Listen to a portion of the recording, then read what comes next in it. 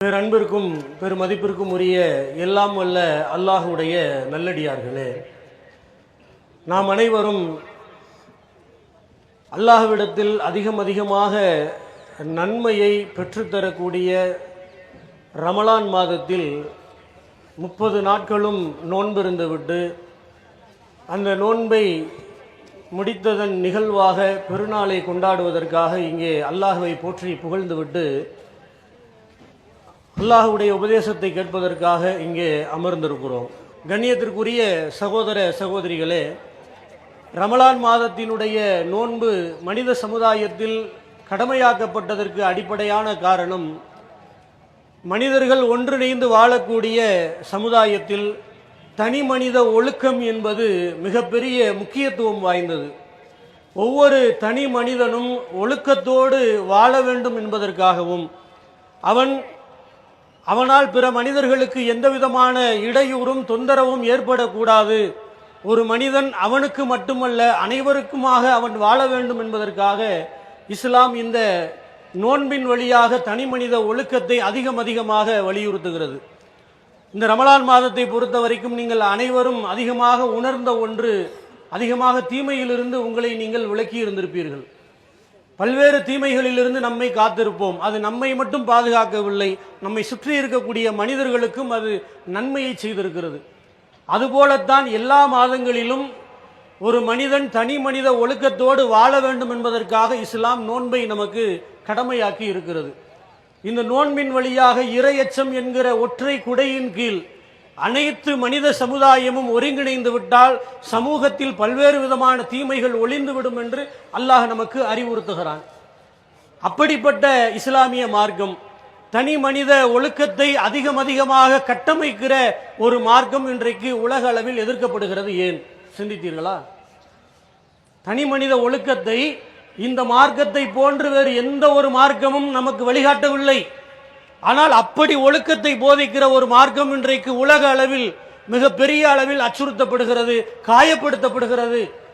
அதை ஏற்றுக்கொண்ட மக்கள் எல்லாம் துன்புறுத்தப்படுகிறார்கள். பல்வேறு நாடுகளில், நாம் வாழக்கூடிய நாடு உட்பட, தாங்கள் வணங்கக்கூடிய கடவுளின் பெயரை சொல்லு, இல்லை என்றால் கொன்று விடுவர் என்று மிரட்டப்படுகிறார்கள். காரணம் என்ன? இந்த மார்க்கத்தை போன்று ஒழுக்கத்தை, தனி மனித வாழ்வியலை அழகான முறையில் போதிக்கிற ஒரு மார்க்கம் இல்லை.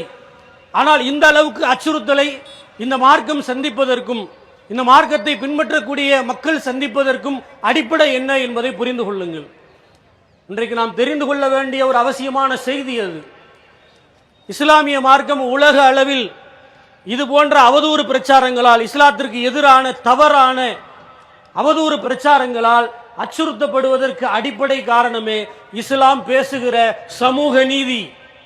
அதுதான் இஸ்லாமிய மார்க்கம் பேசுகிறதை போன்று சமூக நீதியை உலகத்தில் வேறு எவனும் பேசவில்லை, வேறு யாரும் பேசவில்லை. எல்லா மனிதர்களையும் ஒரு குடையின் கீழ் இஸ்லாம் கொண்டு வந்து நிறுத்துகிறது. அதை பொறுக்க முடியாத அதிகார வர்க்கம் பிடித்தவர்கள், மக்களை அடக்கி ஆண்டு அவர்களை சுரண்டி கொழுக்க நினைப்பவர்கள், இந்த மார்க்கம் இருந்தால் நம்மால் இங்கே அதிகாரம் செலுத்த முடியாது, நம்மால் இங்கே பிழைக்க முடியாது, பிறரை சுரண்டி வாழ முடியாது, அதனால் இந்த மார்க்கம் இருக்கக்கூடாது என்பதற்காகத்தான் இவ்வளவு எதிர்ப்புகளையும் செய்கிறார்கள். சுருக்கமாக நான் சில செய்திகளை உங்களுக்கு சொல்லுகிறேன். நீங்கள் ஒவ்வொரு மார்க்க உபதேசத்தை கேட்பதற்கு முன்னும் அல்லாஹ்வுடைய தூதர் சில செய்திகளை சொல்லிவிட்டுத்தான் அந்த உரைக்குள் நுழைவார்கள். இப்பொழுது நான் இந்த உரையை துவங்குவதற்கு முன்பு கூட அந்த வாசகத்தை நான் சொன்னேன்.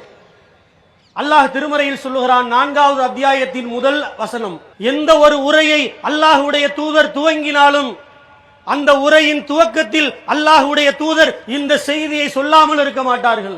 அல்லாஹ் மனித சமுதாயத்தை அழைத்து பேசுகிறான், ஓ மனிதர்களே, உங்கள் அனைவரையும் ஒரே ஒரு ஆணிலிருந்துதான் நாம் படைத்தோம் என்று அல்லாஹ் பேசுகிறான்.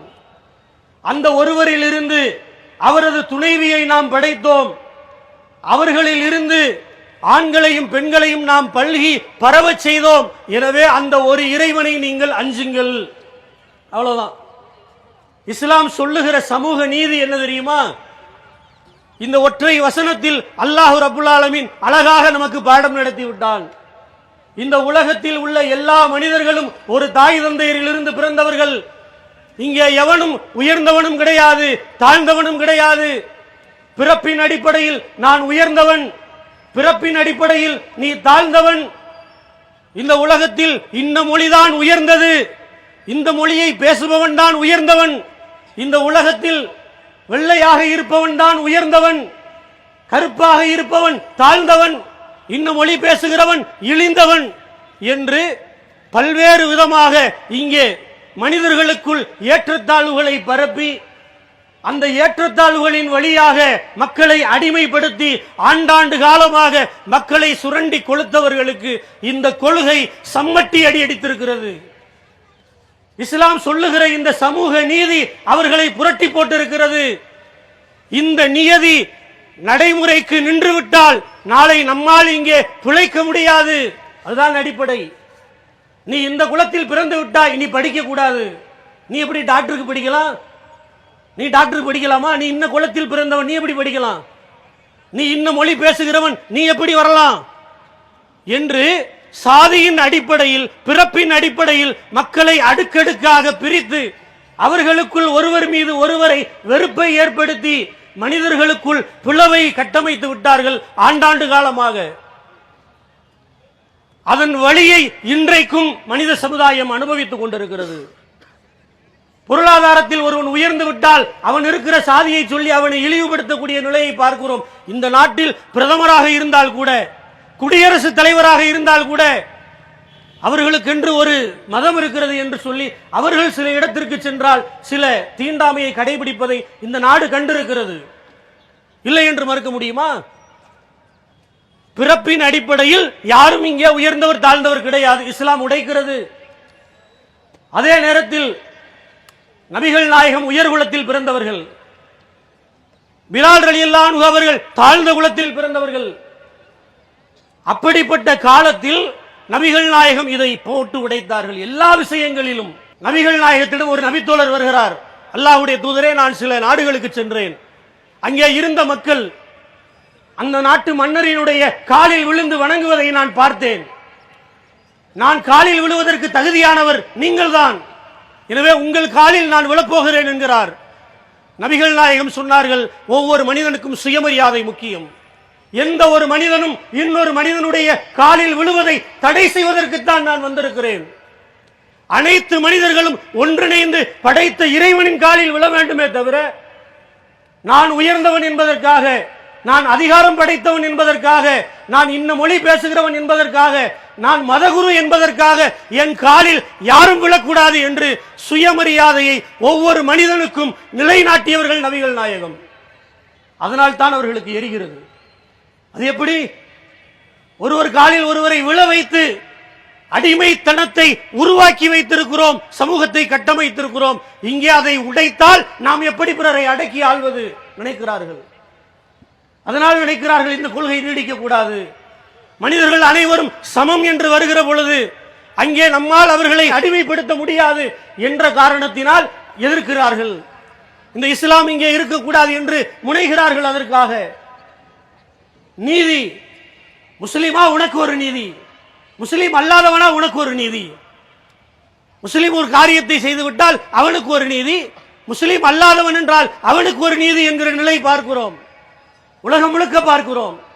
நபிகள் நாயகம் சொன்னார்கள், உங்களுக்கு முன்பிருந்த சமுதாயம் அழிந்து நாசமாய் போனதற்கு காரணமெல்லாம் அவர்களில் உயர்குலத்தவர்கள் தவறு செய்து விட்டால் அவர்களை விட்டுவிட்டார்கள், அவர்கள் கீழ்நிலையில் இருப்பவர்கள் தவறு செய்தால் அவர்களை தண்டித்தார்கள், அதனால் அவர்கள் நாசமாய் போனார்கள் அப்படின்னாங்க. சொல்லிவிட்டு நபிகளார் சொன்னார்கள், என்னுடைய மகள் ஃபாத்திமா திருடினாலும் அவருடைய கையை நான் வெட்டுவேன் என்றார்கள்.